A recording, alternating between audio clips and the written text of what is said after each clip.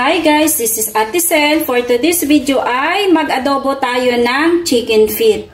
Ito po pala guys ay napakuluan ko na ng siguro mga 2 minutes, tapos tinapon ko po yung sabaw niya. At ngayon guys, maglalagay tayo ng pamintang buo at maglagay din po tayo ng laurel.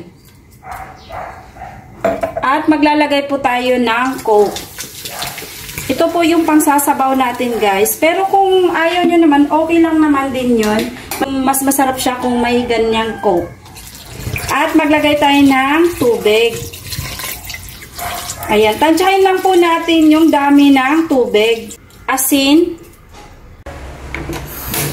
Ayan guys, pressure lang natin siya ng 15 minutes para tipid sa gas. Start na po tayo mag-isa guys. Naglagay na po ako dito ng luya. I-brown lang po natin ito. Bawang. Sibuyas.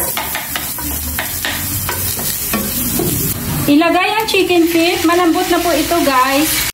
Season natin ng paminta powder. Toyo. Haluin ng very light.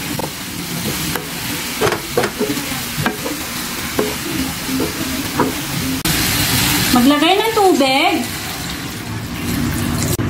Takpan at hintayin kumulo para maiga yung sabaw. Ayan, pag ganyan kumulo na guys, pwede na tayo maglagay ng suka. Ayan. Sugar, pampabalance ng lasa. Huwag kalimutang tikman.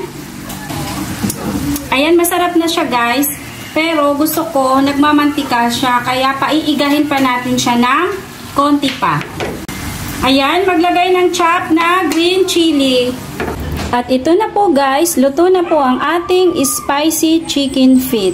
Yun lang po guys. Thank you for watching and please don't forget to subscribe my YouTube channel, Cooking by Ate Sel. Ingat!